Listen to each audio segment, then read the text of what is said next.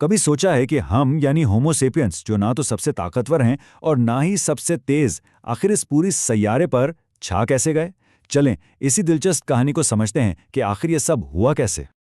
یہی وہ بنیادی سوال ہے جسے یووال نوحا ہراری اپنی مشہور زمانہ کتاب سیپینس میں اٹھاتے ہیں کہ آخر ایک غیر اہم سا بنمانس پوری دنیا پر کیسے قابض ہو گیا۔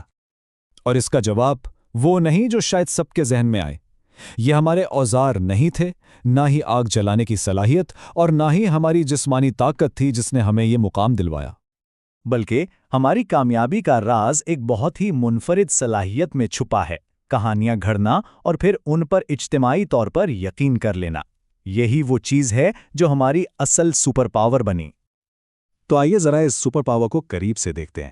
آخر یہ مشترکہ کہانیاں ہیں کیا اور یہ کام کیسے کرتی ہیں؟ اس کو سمجھنے کے لیے ایک مثال دیکھیں۔ ایک چمپینزی زیادہ سے زیادہ 100 دوسرے چمپینزیوں کے ساتھ مل کر کام کر سکتا ہے، لیکن انسان لاکھوں کروڑوں کی تعداد میں ایک دوسرے سے تعاون کر سکتے ہیں۔ تعاون کے پیمانے کا یہی بہت بڑا فرق ہماری کامیابی کا راز ہے۔ سوال یہ ہے کہ لاکھوں اجنبی آپس میں مل کر کام کیسے کر پاتے ہیں؟ اس کا جواب ہماری اسی صلاحیت میں ہے، ایک ایسی مشترکہ حقیقت کو ایجاد کرنا اور اس پر یقین کر لینا جو اصل میں صرف ہمارے تخیل میں وجود رکھتی ہے۔ ذرا سوچئے، پیسہ، ملک، بڑی بڑی کمپنیاں، انسانی حقوق، یہ ساری چیزیں کیا ہیں؟ کیا یہ کوئی درخت یا پہاڑ کی طرح ٹھوس حقیقت ہیں؟ نہیں، یہ سب ہمارے بنائے ہوئے تصوراتی نظام ہیں، ایسی کہانیاں جن پر ہم سب نے یقین کرنا شروع کر دیا اور آج یہی ہماری پوری دنیا کو چلا رہی ہیں۔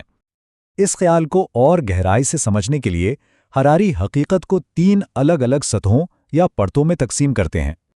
پہلی سطح ہے معروضی حقیقت یعنی آبجیکٹیو ریالٹی۔ یہ وہ چیزیں ہیں جو ہمارے ماننے یا نہ ماننے سے آزاد ہیں، جیسے فزکس کے قوانین، درخت، پہاڑ، یہ بس ہیں، چاہے ہم ان پر یقین کریں یا نہ کریں۔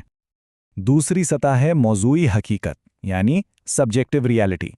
یہ وہ چیزیں ہیں جو صرف کسی ایک شخص کے ذہن میں ہوتی ہیں، جیسے کسی کا کوئی ذاتی احساس، کوئی ڈر یا بچپن کا کوئی خیالی دوست۔ اور پھر آتی ہے تیسری اور سب سے اہم سطح، بین الاذہانی حقیقت، جسے انٹر سبجیکٹیو ریالٹی کہتے ہیں۔ یہ وہ چیزیں ہیں جو بہت سے لوگوں کے مشترکہ تخیل میں زندہ رہتی ہیں، جیسے پیسہ، قانون یا قوم کا تصور۔ یہی وہ حقیقت ہے جو ہمیں لاکھوں کی تعداد میں مل کر کام کرنے کی طاقت دیتی ہے۔ اور ہراری یہ واضح کرتے ہیں کہ یہ مشترکہ کہانیاں کوئی جھوٹ نہیں ہے۔ وہ کہتے ہیں کہ یہ جھوٹ نہیں، یہ تخیل ہے، اور یہی وہ چیز ہے جو ہمیں مؤثر طریقے سے تعاون کرنے اور ایک بہتر معاشرہ بنانے کے قابل بناتی ہے۔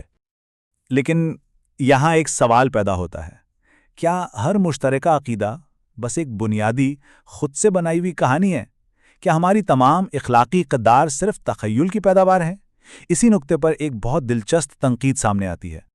ہراری کا کہنا ہے کہ کچھ بنیادی اخلاقی فیصلے جیسے یہ کہنا کہ قتل کرنا غلط ہے ثابت نہیں کیا جا سکتے۔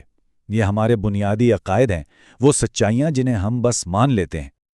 لیکن یہاں ایک نقاد جیفری ارونگ ایک بہت اہم نقطہ اٹھاتے ہیں۔ وہ کہتے ہیں کہ ہراری ایک چیز کو نظر انداز کر رہے ہیں کہ تمام اخلاقی اصول بنیادی نہیں ہوتے، کچھ اصولوں کو دوسرے اصولوں سے منطقی طور پر نکالا جا سکتا ہے۔ ارونگ کی بات کو ایک مثال سے سمجھتے ہیں۔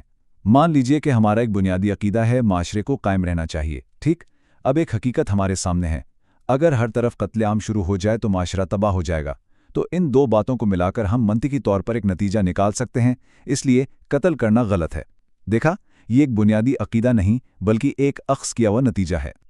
اب یہ ساری بحث صرف کوئی فلسفیانہ بات نہیں ہے، یہ آج کے دور میں بہت زیادہ اہم ہو جاتی ہے، خاص طور پر جب ہم دیکھتے ہیں کہ ہماری اپنی جدید کہانیاں اور عقائد بکھر رہے ہیں۔ ہراری کی سب سے بڑی پریشانی یہ ہے کہ ہمارے دور کی جو سب سے بڑی کہانی ہے جسے لبرل ہیومنزم کہتے ہیں، وہ سائنس اور ٹیکنالوجی کے ہاتھوں کمزور پڑ رہی ہے۔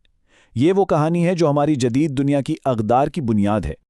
اس بحران کی جڑ کو یہاں دیکھیں۔ لبرل ہیومنزم کا پورا نظام ایک بنیادی خیال پر کھڑا ہے، آزاد مرضی یا فری ول۔ لیکن آج کی نیورو سائنس اور آرٹیفیشل انٹیلیجنس کے الگوریدم اسی خیال کو چیلنج کر رہے ہیں۔ سائنس کہتی ہے کہ ہمارے فیصلے محض دماغی کیمیکلز کا نتیجہ ہیں، اور الگوریدم دعویٰ کر رہے ہیں کہ وہ جلد ہی ہم سے بہتر سمجھنے لگیں گے۔ تو फिर सबसे बड़ा सवाल ये है कि अगर हमारी वो मरकज़ी कहानी जिसने पिछली कई सदियों से हमारी रहनुमाई की है, अगर वो खुद ही बिखर रही है, तो फिर आगे क्या होगा?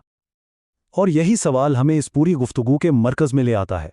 अगर हमारा मौजूदा अखलाकी निज़ाम टूट रहा है, तो हम उसकी जगह नया निज़ाम कैसे बनाएंगे? यहाँ हमारे सामने दो मुमकिना रास्ते नजर आते हैं। एक तरफ हरारी की तशवीश है कि हमें यकीन करने के लिए एक बिल्कुल नई कहानी, एक नए मजहब की ज़रूरत पड़ेगी। दूसरी तरफ इरविंग का ख्याल है कि शायद हम अपनी पुरानी अक़दार में से जो कुछ बचाना चाहते हैं, उसे इस्तेमाल करके मंतिक की बुनियाद पर शऊरी तौर पर नए असूल बना सकते हैं। बुनियादी अकायद और अक्स किए गए अकायद के दरमियान ये फ़र्क समझना, ये सिर्फ एक किताबी बहस नहीं है। ये फ़र्क शायद हमारे मुस्तकबिल को महफूज तरीके से सिमत देने के लिए सबसे अहम ज़रिया साबित हो सकता है। तो आखिर में ये सब हमें एक बहुत बड़े सवाल पर लाकर छोड़ देता है। जब हमारी पुरानी कहानियां ख़त्म हो रही हैं, तो क्या हम सोच समझकर महफूज तरीके से नई कहानियां बना पाएंगे, या क्या हम बस आंखें बंद करके एक अनजान मुस्तकबिल की तरफ बढ़ रहे हैं? इसका जवाब शायद इसी बात में छुपा है कि हम अपनी कहानियों की ताकत को कितना समझते हैं।